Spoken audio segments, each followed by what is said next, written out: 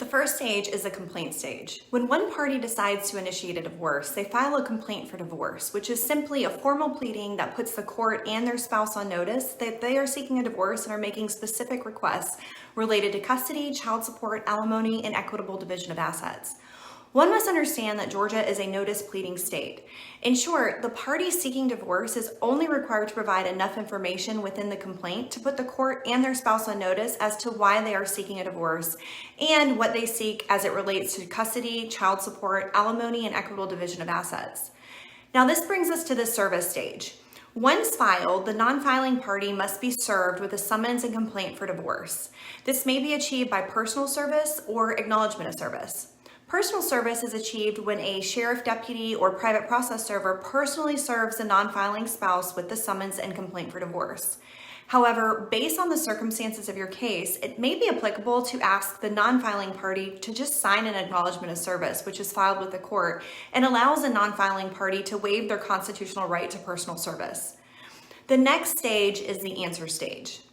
Once a party is formally served with a complaint for divorce, he or she usually has 30 days to respond to the filing with an answer. In the answer, the non-filing party simply admits or denies the allegations contained within the complaint. Moreover, the non-filing party has an opportunity to file a counterclaim for divorce, requesting the court grant them a divorce based on their alleged grounds for divorce. Most importantly, a non-filing party is better off filing a counterclaim for divorce to preserve their right to proceed with the divorce action if the filing spouse decides to file a dismissal of their complaint. Failure to file a counterclaim will not eliminate the non-filing spouse's ability to proceed with the divorce. However, they will be required to pay the county filing fee and service fee, which would be unnecessary when proceeding on a counterclaim for divorce. Now we get to the discovery stage. This is where discovery begins. Discovery is known generally as a 6-month period when both parties have the power to request the other party for specific documents and questions to build their theory and arguments related to custody, child support, alimony, and equitable division of assets.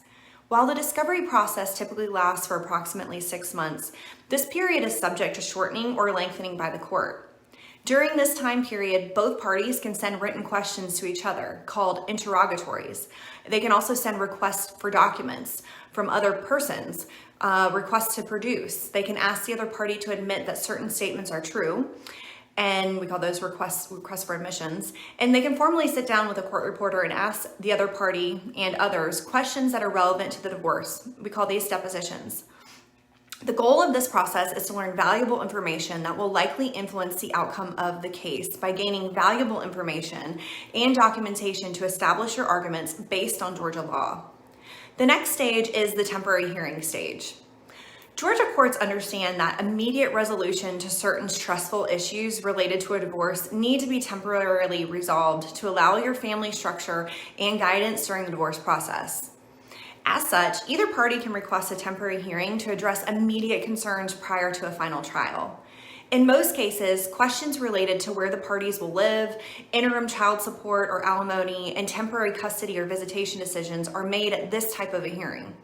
While this hearing is subject to revision on a final basis, a temporary hearing sets the precedent for the case. As such, effective representation and preparation by an attorney is recommended, as a temporary order may be in place for months, if not years.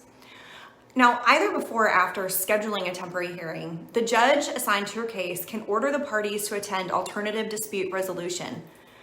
The phrase alternative dispute resolution, or ADR, refers to any method of resolving a legal dispute other than litigation. Several counties and jurisdictions throughout the state of Georgia have established an alternative dispute resolution office, which is responsible for working with judges to ensure each case complies with required mediation prior to reaching a final trial. While alternative dispute resolution is often effective, there are different methods that may be more beneficial depending on the specific circumstances of your case. There's mediation, and mediation is a form of alternative dispute resolution where a neutral or impartial person, aka a mediator, facilitates settlement discussions between the parties. The mediator is a highly trained practitioner who is typically a licensed Georgia attorney who specializes in divorce mediation. They'll listen to both sides of the case and assist in an amicable resolution. Mediation is a non-adversarial system that eliminates the pressures of convincing a judge that your case is better than the other, and it allows both parties to focus on compromise. If successful, both sides will reach a settlement on major issues related to the divorce.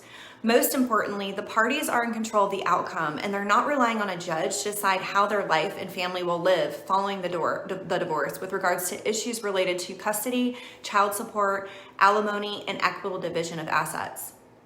There's also arbitration. Arbitration is the opposite of mediation in many ways. Arbitration is a form of adjudication where one arbitrator or a panel of arbitrators render a decision in the case as presented by each party or their attorneys. Then there is a settlement conference. The term settlement conference can mean one of two things: a judicially hosted settlement conference or an informal settlement conference.